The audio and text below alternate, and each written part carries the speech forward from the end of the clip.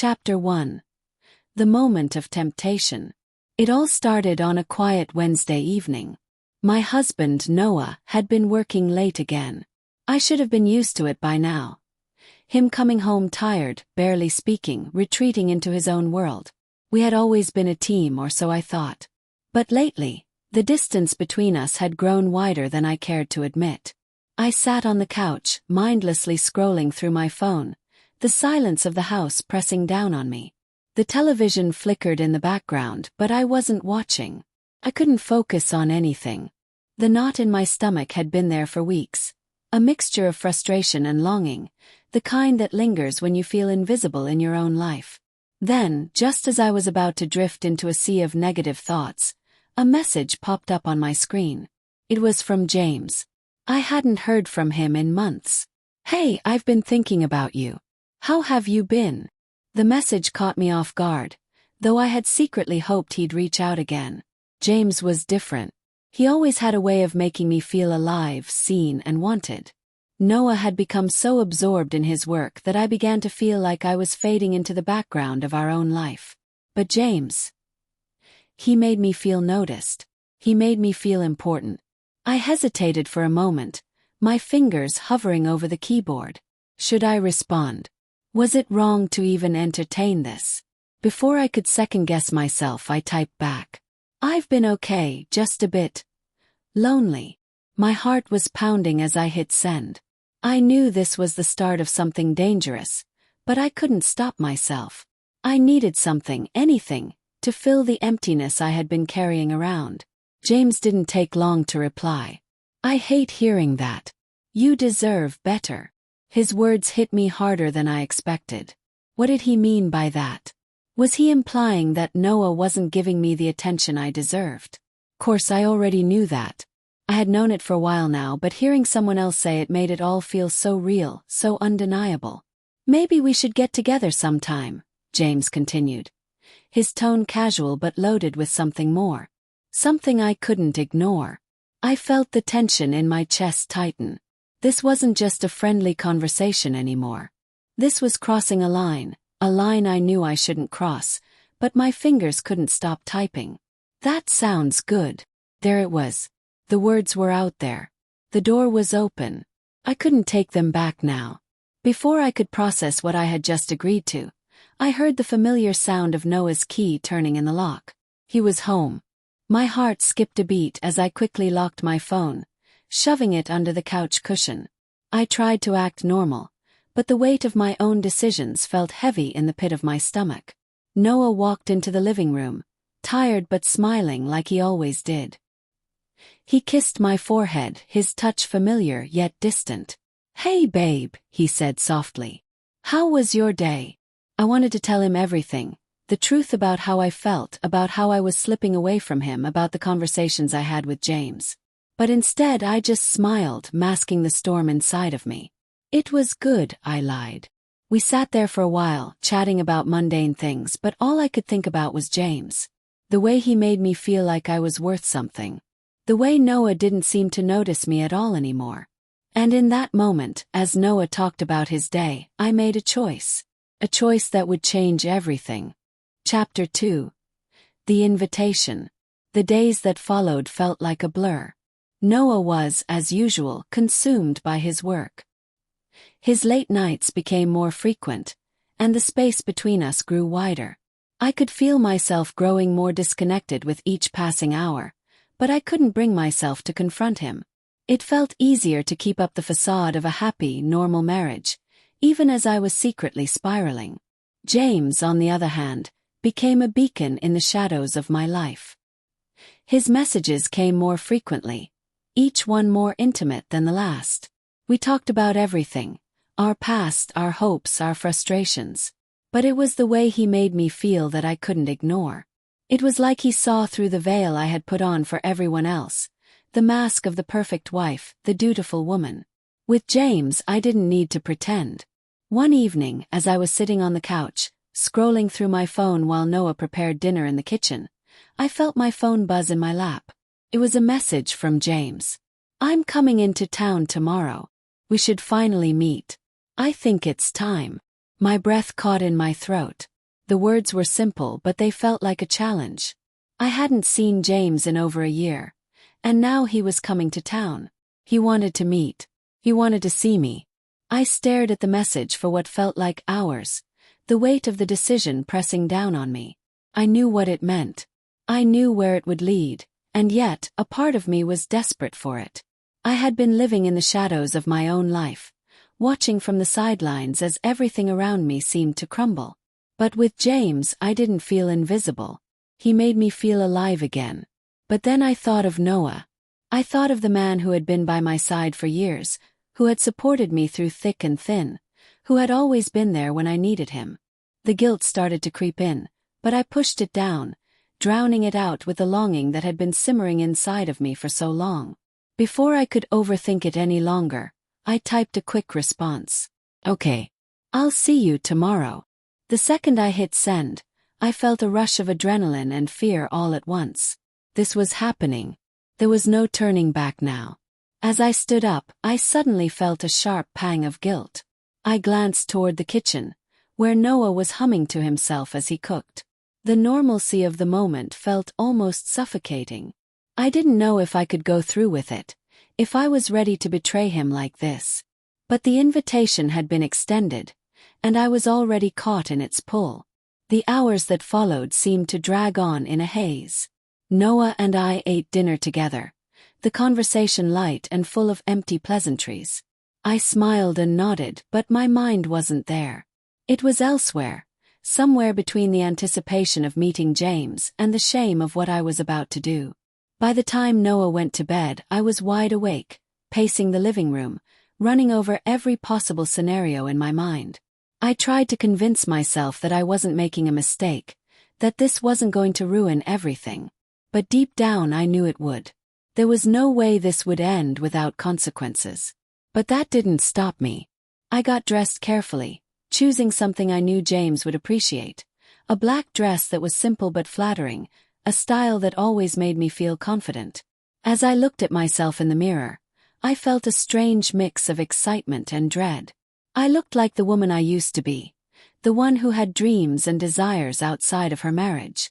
I almost didn't recognize her anymore. I checked my phone again. James had already messaged me the details. He'd be waiting at a quiet bar downtown. It wasn't too far from where I lived, and I could slip away without Noah suspecting anything. It all seemed so easy. So wrong but so easy. I kissed Noah goodnight, trying to act normal, though my heart was racing in my chest. He kissed me back, his lips soft and warm, completely unaware of what was about to happen. I forced a smile, promising I'd be home soon, and walked out the door. Chapter 3: The Meeting.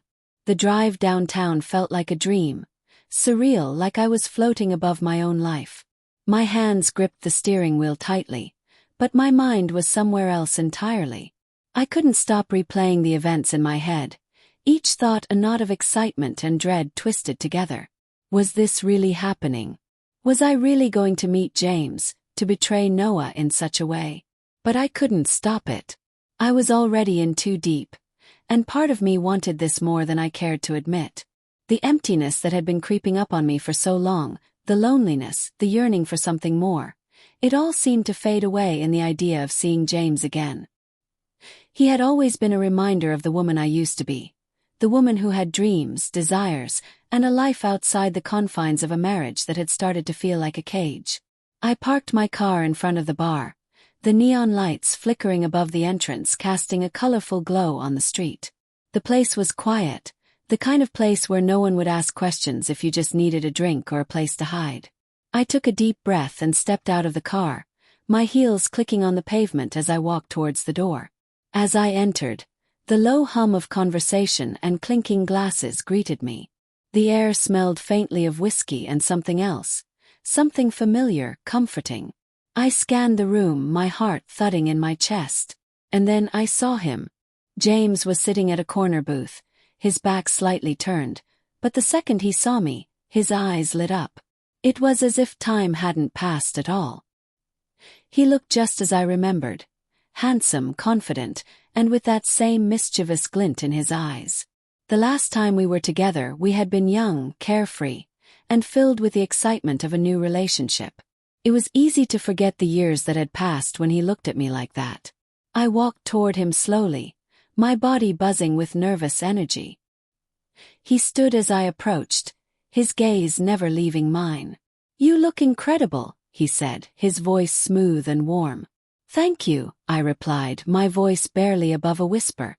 I slid into the booth across from him, and for a moment we just sat there, staring at each other. It felt like we were both waiting for the other to speak, to break the silence that was heavy with unspoken words. "You're still the same," James finally said, leaning back in his seat, studying me intently. "I can't believe it's been so long." "I know," I replied, forcing a smile. "Time changes everything, doesn't it?" He nodded, his eyes darkening slightly. "It does, but not everything." His gaze flickered to my lips, and I felt my heart race. It was like everything that had been buried inside me, the attraction, the desire, came rushing to the surface all at once. We both knew why we were here. There was no need for small talk. The air between us had thickened, charged with tension, and as James reached for his drink, I couldn't help but notice how he watched me over the rim of his glass. His expression unreadable, but his intent clear. "You came here for a reason, Lena," he said, his voice low, almost a whisper. I swallowed hard, the words catching in my throat. I didn't know what to expect. James leaned forward. His eyes locked on mine, intense and unwavering. "You don't have to say anything. Can see it. I can see what you need." I didn't respond. Couldn't. My breath was shallow, my chest tight with the anticipation of what was about to happen. My mind was screaming at me to stop, to leave before things went too far, but my body was betraying me, pulling me toward him. James placed his hand on the table, fingers slightly outstretched, inviting me to take it, to close the distance between us. The temptation was almost unbearable. I reached out, my hand trembling slightly as it met his. The contact was electric, sending a shiver down my spine. For the first time in a long time I felt seen. "I've missed you," he said softly, his voice thick with meaning. I couldn't find the words to respond. All I could do was look at him, my mind spinning in a dizzying vortex of guilt, desire, and the undeniable pull I felt toward him. Before I knew it, he had leaned in closer, his breath warm against my skin. I felt a wave of heat rise in my chest, and in that moment I made the decision. I leaned in too. The kiss was sudden, but it felt like everything that had been building between us had finally found its release. It was as if the world had faded away, leaving just the two of us in this small booth, lost in the moment. The kiss deepened, and for the first time in what felt like forever I felt alive. I felt wanted, felt powerful. But in the back of my mind, a small voice whispered, reminding me of Noah, of the man I was betraying. But it was too late. The decision had already been made, and there was no going back. Chapter 4. The morning after. I woke up the next morning with a pounding headache and an overwhelming sense of regret that threatened to drown me. The room was dim, the sunlight filtering through the blinds in harsh, uneven streaks. My body ached in places I hadn't felt before, the aftermath of a night that had crossed every boundary I had once promised myself I would never cross. I could still feel the lingering warmth of James' touch. His lips on mine, the way he made me feel like I was the only woman in the world. But now, in the harsh light of morning, it all felt like a distant dream, something I could never take back. I squeezed my eyes shut, trying to push the memories away, but they clung to me like a thick fog I couldn't escape. I turned over and glanced at the clock. I should have been home hours ago. The guilt hit me again, heavier this time. How was I going to face Noah? How could I look him in the eye after what I had done? The sound of my phone buzzing on the nightstand broke my thoughts, and I reached for it, my heart sinking when I saw the name on the screen. Noah. I didn't answer right away. The weight of his name sent a chill through me. What would I even say? What could I possibly say after last night, after the lie I had woven around my marriage? I felt like a stranger in my own skin, lost in a world I had never meant to enter. I checked the message, trying to steel myself for whatever words he had written. "Where are you? You didn't come home last night. Are you okay?" I stared at the words, my chest tightening. Noah was concerned. He was worried, and here I was, having betrayed his trust, lying about where I was, and now unable to even offer him the truth. I quickly typed a response. "I'm sorry. I lost track of time. I'm on my way home now." It wasn't a lie, but it wasn't the whole truth either. Felt like a cheap excuse, but it was all I could give him right now. I didn't wait for him to reply. Couldn't. The guilt felt suffocating, and I needed to get out of there, away from the reminder of my betrayal. I quickly threw on my clothes, grabbing my purse from the floor where I had dropped it in a haste the night before. As I pulled on my jacket, I tried to compose myself. I needed to be strong. I needed to face Noah, no matter how much I dreaded the moment. The drive back home was a blur. My mind was consumed by the thoughts of last night, of the way James had looked at me, the way I had kissed him. It wasn't just physical, it was something deeper. He had made me feel like I was someone else, someone I didn't recognize anymore. Someone who was capable of destroying everything she had worked so hard to build. I parked in the driveway, my hands shaking as I turned off the engine. My stomach churned with anxiety, but I couldn't stall anymore. I had to go inside, face Noah, and pretend like everything was fine. Like nothing had changed. The moment I stepped into the house, I was met with a familiar scent of Noah's cologne and the comforting hum of the dishwasher running in the background. It was as if nothing had happened. But everything had. And I knew I couldn't pretend forever. Noah was sitting at the kitchen table, his phone in his hands, his brow furrowed in concentration. When he saw me, his expression softened, relief washing over his features. "There you are," he said, standing up and walking toward me. I was getting worried. I stood there for a moment, unable to speak. The lie I had told felt so small now, so insignificant compared to the guilt that weighed down on me. But I couldn't tell him. Not yet. "I'm sorry," I finally managed to say, my voice barely above a whisper. "I didn't mean to worry you." Noah took a step closer, his eyes scanning me as if trying to gauge how I was feeling. "Are you okay? You seem off." I forced a smile, my heart pounding in my chest.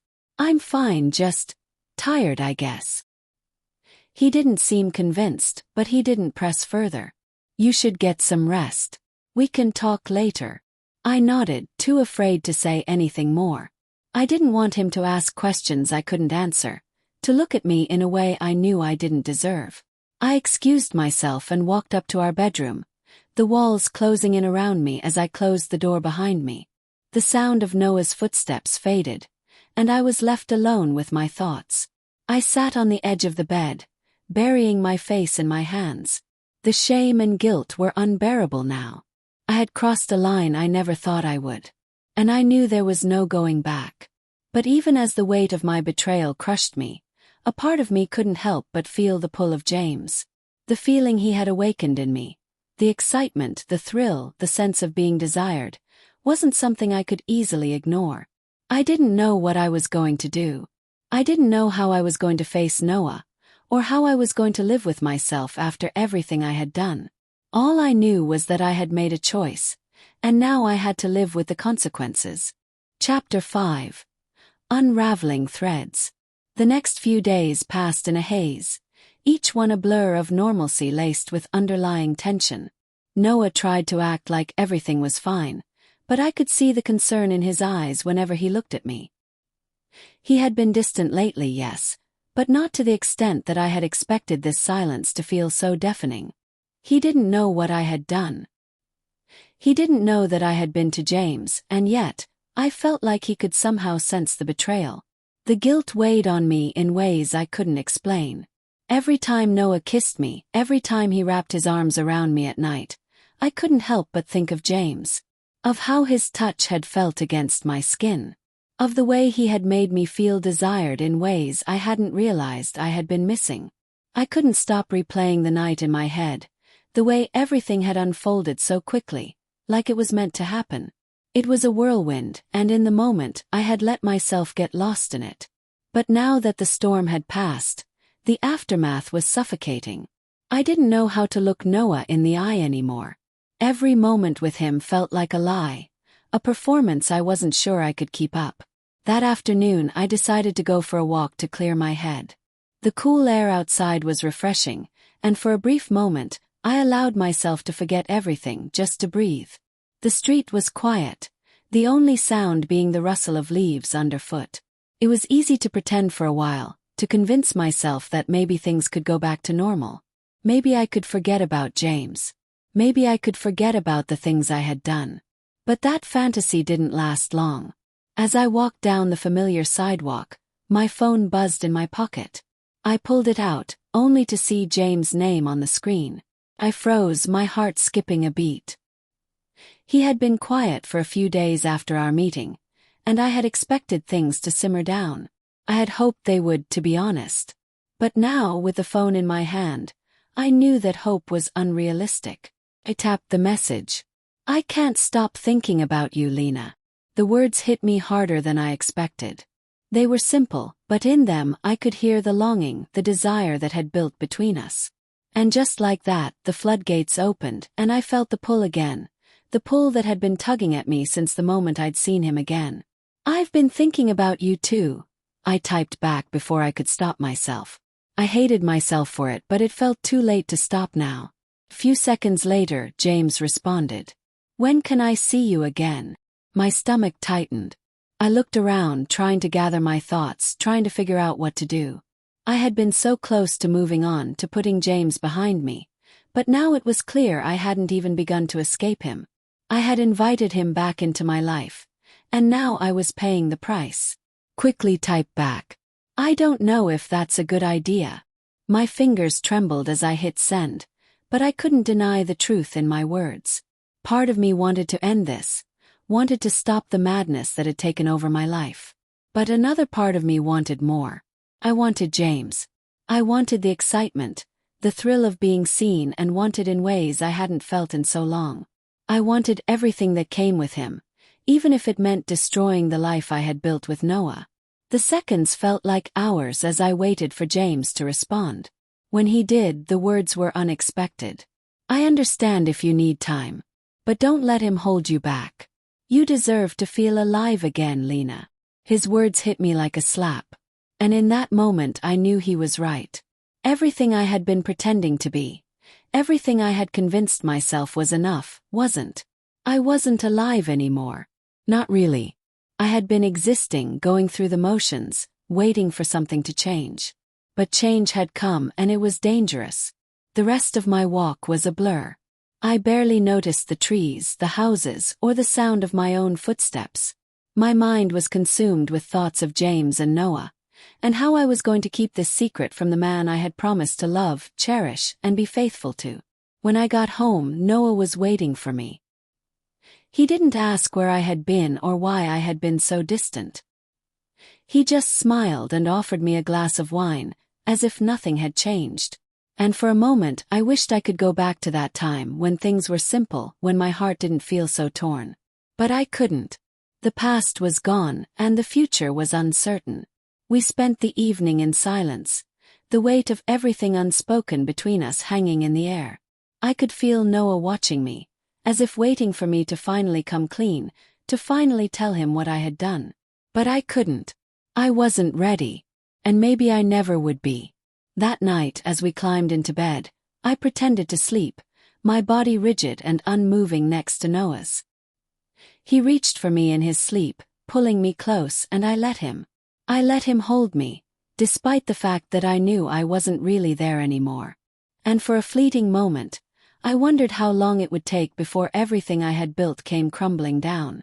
Chapter 6. Tipping Point. The days dragged on, each one feeling more suffocating than the last. Noah had no idea what was really going on inside my head. He went about his routines, still the loving, attentive husband he had always been, while I was unraveling, piece by piece, unable to put the shattered parts of myself back together. I was a woman divided, trapped in a life I had made but no longer wanted to live. James' messages kept coming, each one more persistent than the last. At first, I had tried to ignore them, to bury the feelings they brought up deep inside me. But it was impossible. Each message, each text, was like a magnet pulling me closer to him. I tried to tell myself I didn't want this, that I was happy with Noah, that everything was fine. But the truth was, nothing felt fine anymore. I was lying to everyone around me, including myself. The guilt weighed heavier with every passing moment. I had never been a cheater. I had always prided myself on being loyal, on being the kind of woman who valued commitment.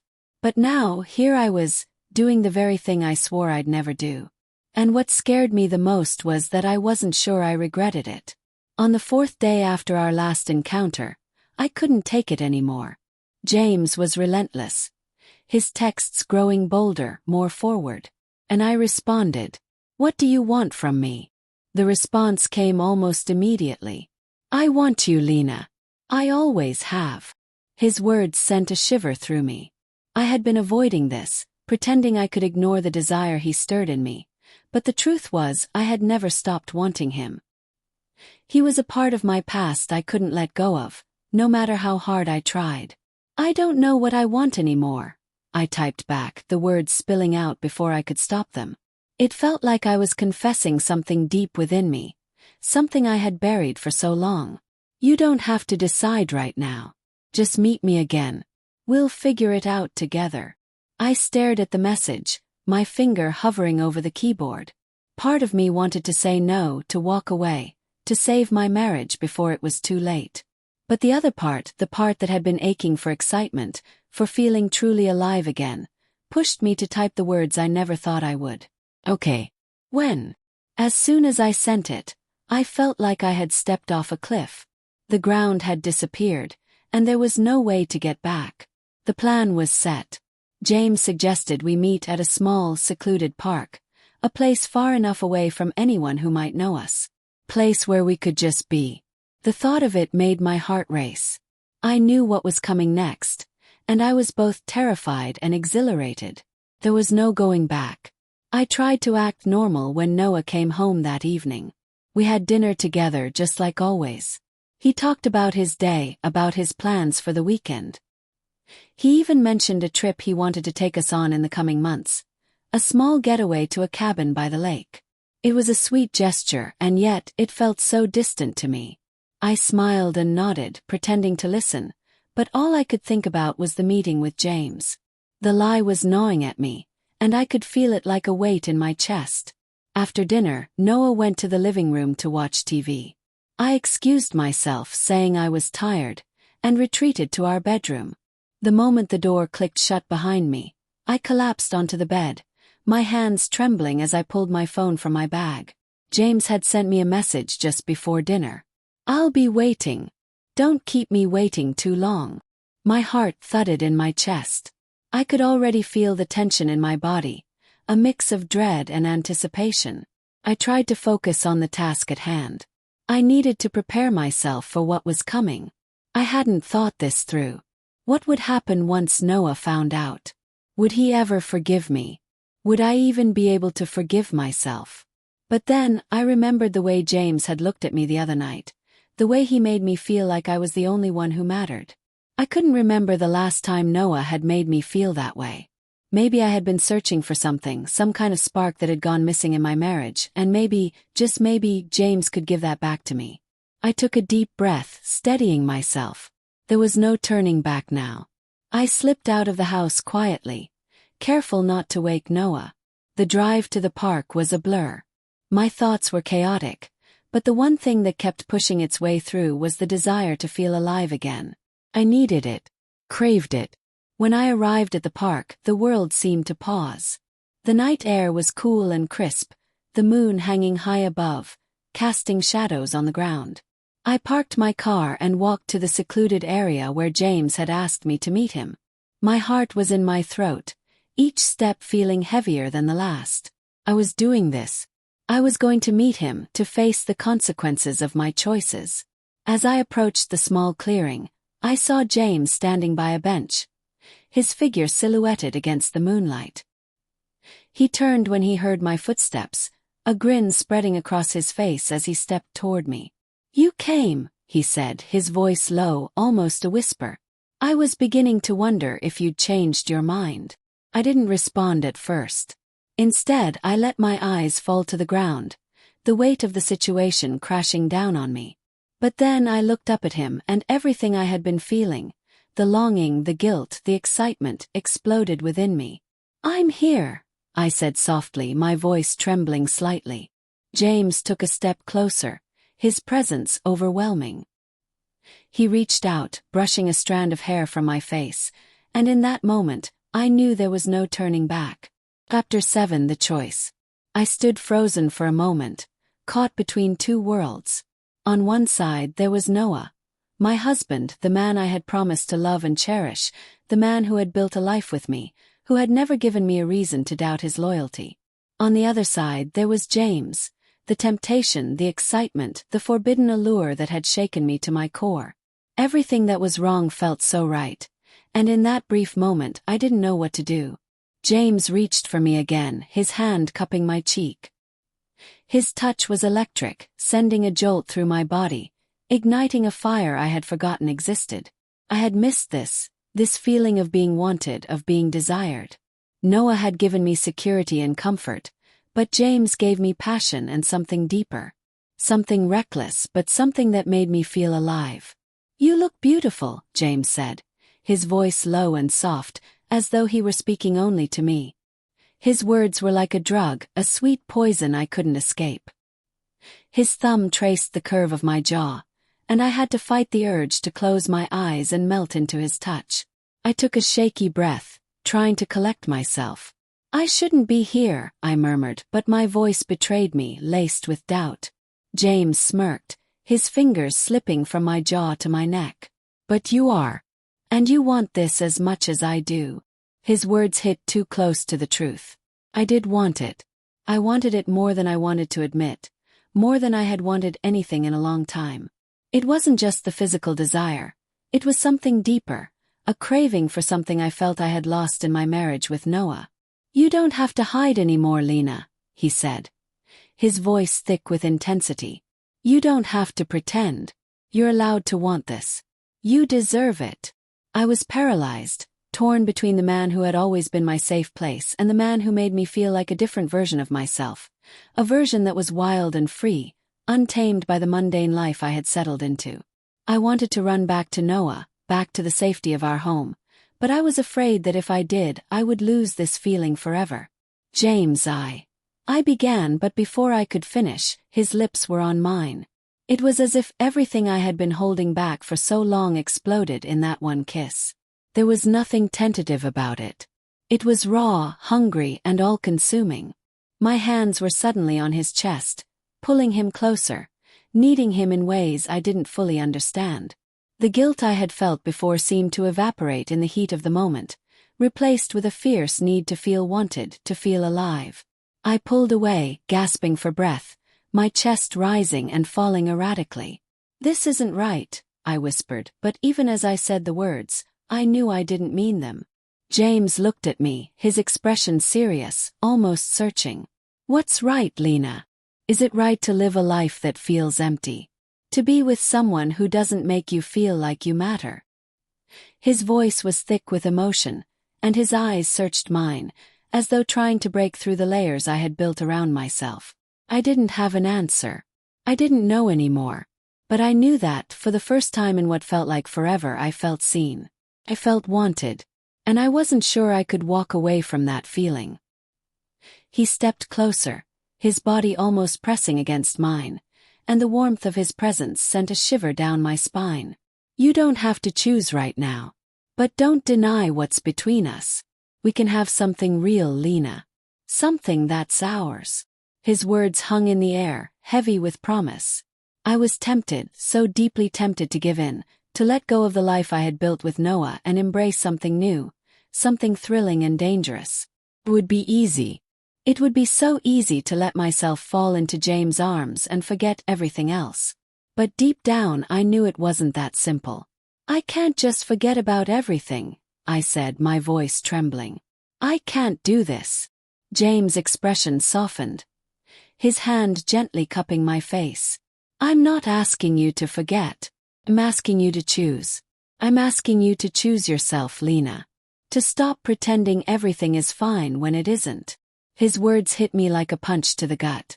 What if he was right? What if I had been living in a shell of a life, pretending that everything was okay when deep down I was suffocating? I had thought I was doing what was best, staying with Noah, keeping the peace, but maybe I had been lying to myself all along. Maybe what I really needed was to feel something. Anything that wasn't this dull ache of guilt. I turned away from James, my mind spinning. My breath was shallow, my heart racing, torn between two paths. Noah, the man who loved me, the man I had promised my life to, was waiting for me at home. He didn't deserve this. He didn't deserve the secret I was keeping from him, the lies I was telling. But James, he offered something Noah couldn't. Something wild, something dangerous that set my soul on fire. Tears welled up in my eyes, blurring my vision. I wiped them away, furious with myself for allowing this to happen. I don't know what to do, I whispered. James stepped forward, his hand resting on my shoulder, his touch gentle but firm. You don't have to decide now, Lena. But you can't keep living in limbo, pretending you're happy when you're not. You deserve more than that.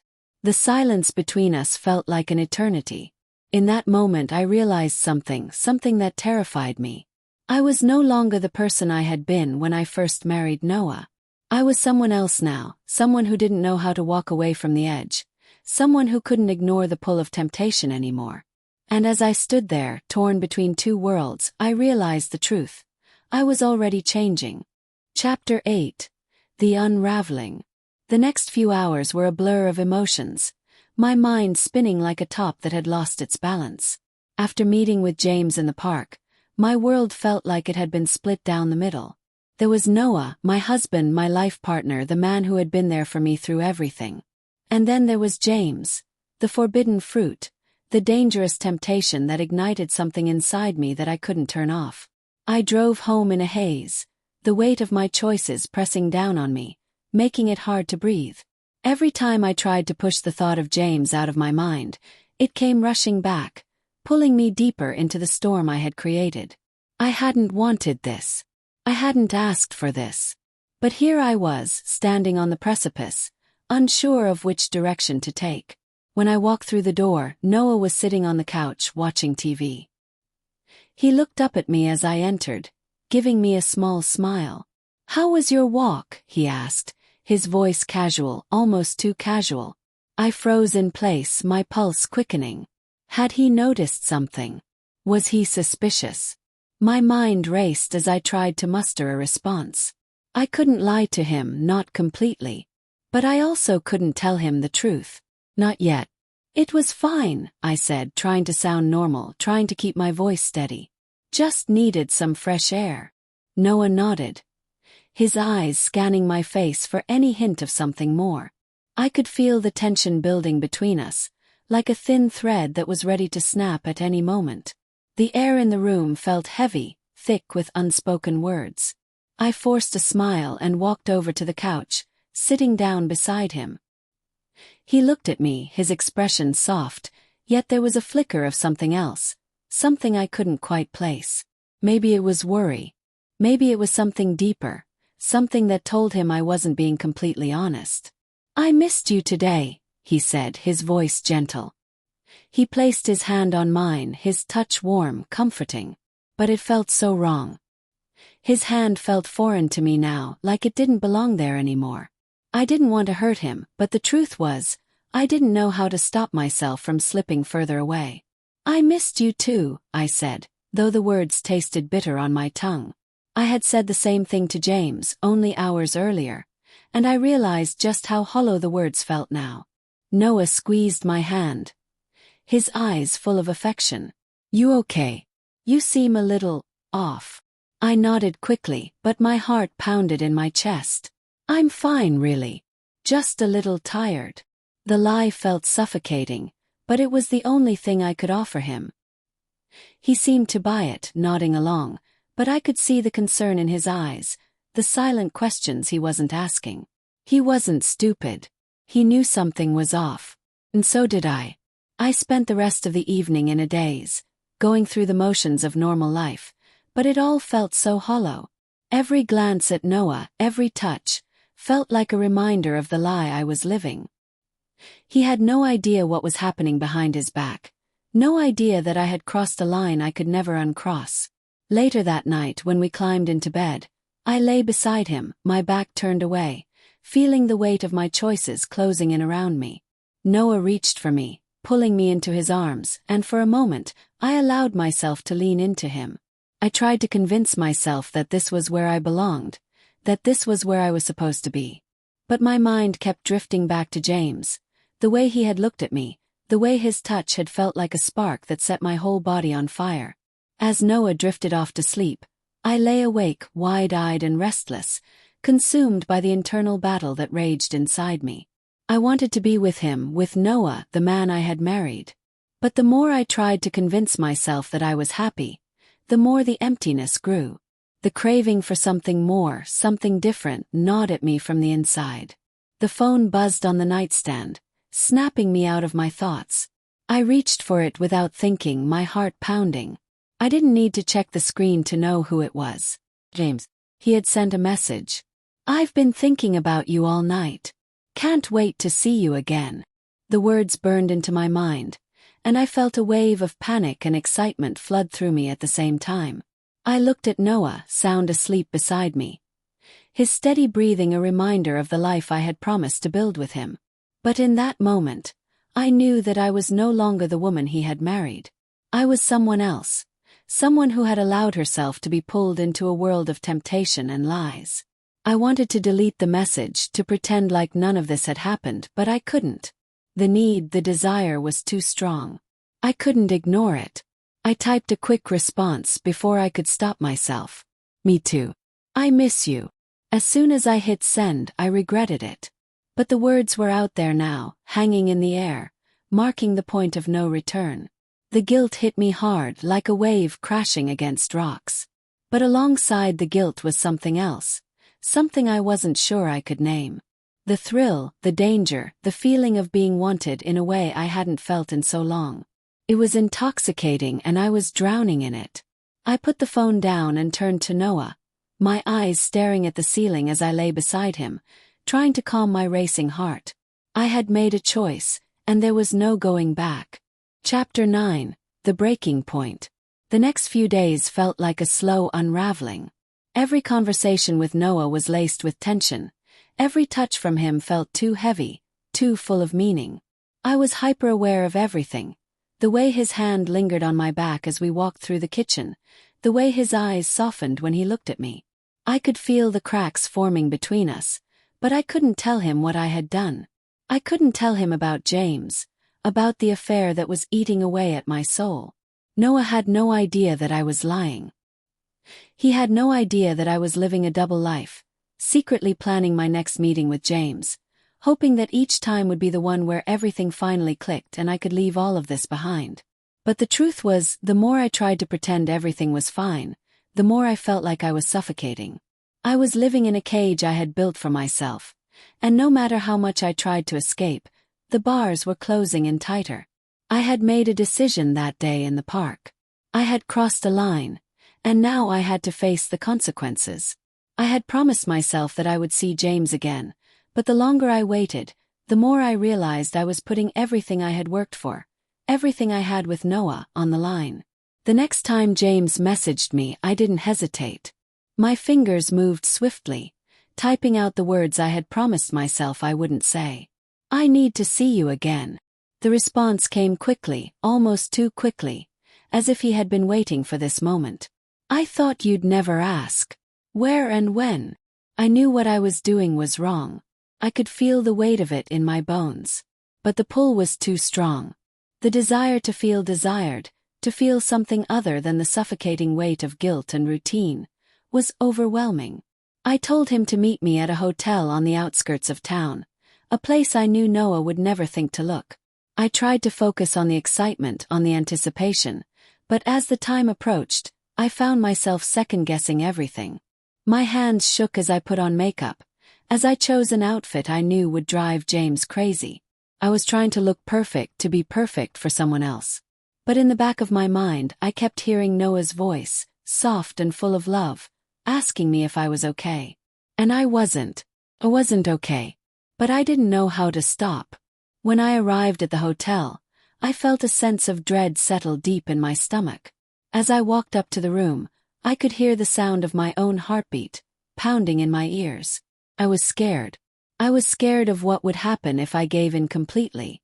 Scared of the damage I was doing not just to Noah but to myself.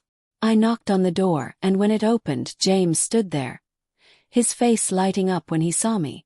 For a moment, everything else melted away. It was just us, just the two of us, and the rest of the world seemed like a distant memory. "Lena," he said softly, stepping aside to let me in. "You look even more beautiful than I remembered." His words were a balm to my bruised ego. I smiled weakly, but inside I felt torn. I knew this was wrong, knew it would hurt Noah in ways I couldn't even comprehend. But at that moment, all I could think about was the way James was looking at me, the way his hands brushed my arm as I stepped inside. The door clicked shut behind me, and the silence between us grew thick, charged with anticipation. We didn't say anything at first. There was no need for words. The pull between us was undeniable, and we both knew why we were here. James stepped closer, his hand resting gently on my waist, pulling me toward him. The world around us faded into nothing as his lips found mine, and everything I had been holding back came crashing to the surface. This was what I had been craving. This was the release I didn't know I needed. For the first time in weeks, I felt alive, truly alive, and I couldn't stop myself from responding. My hands tangled in his hair as I kissed him back, my body pressed against his, feeling the heat of him seep through my clothes. But in the back of my mind, I could hear Noah's voice again, the one I had ignored so many times. "What are you doing?" I broke the kiss, stepping back and looking at James, my chest rising and falling with ragged breaths. "I can't do this," I said, my voice trembling. James took a step forward, his eyes dark with desire. "Yes, you can. You want this as much as I do, Lena. You know you do." I shook my head, backing away from him. "I shouldn't be here. I love Noah." The words felt like a lie, and the guilt slammed into me like a physical blow. I had made a promise to Noah to love and honor him, and here I was, betraying him in the worst way possible. James reached for me, but I stepped back, my hands up in a silent plea for him to stop. "I can't. I'm not that person," I whispered, my voice cracking under the weight of my words. James paused, his expression softening slightly. "Then why are you here?" I didn't have an answer. The truth was I didn't know. I didn't know why I kept coming back to him, why I couldn't let go. But in that moment I realized something that made the room feel smaller, the walls closing in. I wasn't just breaking Noah's heart. I was breaking myself piece by piece. I turned away from James, grabbing my purse and rushing to the door. I couldn't do this anymore. I couldn't keep living this lie. Had to go home. I had to face the consequences of my actions. But as I stepped into the hallway, I realized that going back didn't mean I could erase what I had done. The damage had already been done, and there was no way to undo it. I had crossed a line, and now I had to figure out how to live with the consequences. Chapter 10. The Consequences. The drive home felt like a fog had descended over my mind, heavy and thick, making it impossible to see clearly. The headlights of the other cars on the road seemed to blur together, and the faint hum of the engine was the only sound I could hear as I gripped the steering wheel. I was numb. I had run from the hotel, my heart hammering in my chest, my thoughts a chaotic mess. I hadn't known where I was going, but I knew I had to get away. Away from James, away from the temptation that had entangled me in a web of deceit and guilt. But as I pulled into our driveway, I realized that no matter how fast I ran, I couldn't escape the consequences of what I had done. They were waiting for me just like Noah. I walked into the house, my steps hesitant, unsure of what I would find. Noah was sitting in the living room, the soft glow of the television casting shadows across his face. He looked up as I entered, his expression unreadable. "You're home late," he said, his voice calm, too calm. It was like he was waiting for something, preparing for something he knew was coming. I had to clear my head," I said, forcing the words out. But even as I said them, I knew they were hollow. They didn't explain anything. They didn't explain why I had kissed James. Why I had chosen to betray the man who had always loved me. Noah stood up, his eyes locking with mine. There was something in his gaze, something that made my breath catch in my throat. It wasn't anger, not yet. But it was something darker, something I hadn't seen before. "Lena," he began, his voice quiet, almost too quiet. "We need to talk." I swallowed hard, my throat dry. I knew what was coming. I could feel it in my bones. He knew. He had to know. He took a step toward me, his eyes searching mine for answers. "What's going on? You've been distant for weeks. You've been off. And I can't ignore it anymore. Something's wrong, Lena. Something's been wrong for a while." I opened my mouth to speak, but the words caught in my throat. How could I tell him? How could I look him in the eye and tell him that I had cheated on him? That I had betrayed his trust in the worst possible way? "I'm sorry," I whispered, the words barely audible. But it wasn't enough. It wasn't nearly enough. Noah's face hardened, his jaw tightening. The calmness was gone, replaced by something I couldn't name. Hurt, disappointment, maybe even rage. He crossed his arms over his chest, his eyes narrowing as he took a long, slow breath. "Don't apologize," he said, his voice thick with emotion. "You're sorry because you got caught. But are you sorry for what you did? Do you even realize how much you've hurt me?" His words hit me like a slap to the face. I couldn't meet his gaze anymore. The weight of my actions, the weight of the lie was too much. "I didn't mean for this to happen," I said, my voice trembling. "I didn't want to hurt you, Noah. But I made a mistake. A huge mistake. A mistake." Noah echoed, his voice rising now, the hurt turning into something sharper. "You didn't just make a mistake, Lena. You betrayed me. You chose someone else over me. You've been lying to me for weeks, and I didn't even know. I trusted you. I trusted you more than anyone else in this world, and you just—" His voice cracked, and for a moment I saw the pain in his eyes. But it wasn't just pain, it was anger too. And that anger was directed at me. I took a step toward him, my heart breaking as I saw the tears that welled up in his eyes. "Noah, please." But he held up a hand to stop me, shaking his head. "No, Lena. Can't do this. I can't pretend everything is okay when it's not. You've made your choice." I froze, the words hitting me like a punch to the gut. "What do you mean?" I whispered, barely able to form the words. Noah looked at me, his eyes filled with a mixture of sadness and rage. "I don't know if I can forgive you for this. I don't know if I can trust you again. You've crossed a line, and I can't just forget that. You've made it clear that I'm not enough for you." The words cut deep, deeper than I ever imagined they would. And the worst part was that he was right. I had chosen someone else. I had chosen a moment of excitement over everything I had with him. "I love you, Noah," I whispered, my voice barely audible. "I never meant to hurt you." He shook his head, turning away from me. "Love isn't enough, Lena. Not when you've already broken my trust. You've shattered everything between us." I stood there in silence, the weight of his words pressing down on me. My mind was spinning, my heart aching in ways I hadn't thought possible. I had wanted the freedom, the passion, the excitement that James offered. But in doing so, I had destroyed the one thing I had valued most. My marriage, my relationship with Noah. And now I had to face the reality.